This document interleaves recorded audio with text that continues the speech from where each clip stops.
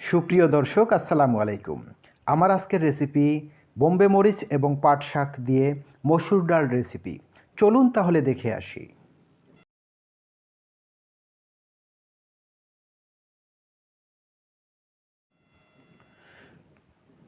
দর্শক, আমরা এখানে নিয়েছি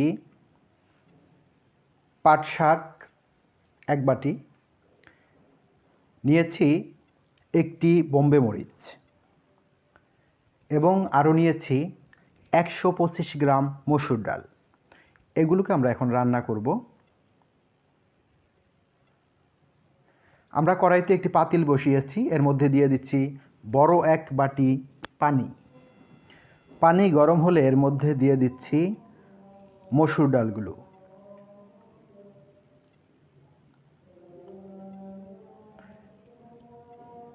এবং দিয়ে দিচ্ছি স্বাদ মতো লবণ, দিয়ে দিচ্ছি আধা চামচ হলুদের গুঁড়া। এবার ঘুটনি দিয়ে ভালোভাবে মিক্সড করে দেব ডালগুলোকে।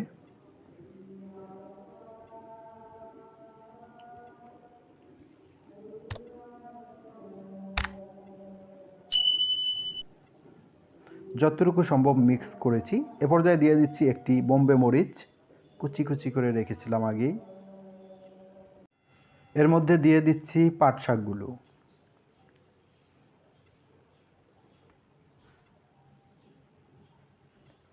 এবার ভালোভাবে শাকগুলোকে ডালের সাথে মিশিয়ে দিচ্ছি।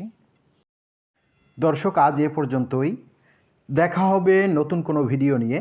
সে পর্যন্ত ভালো থাকুন, সুস্থ থাকুন। আসসালামু আলাইকুম।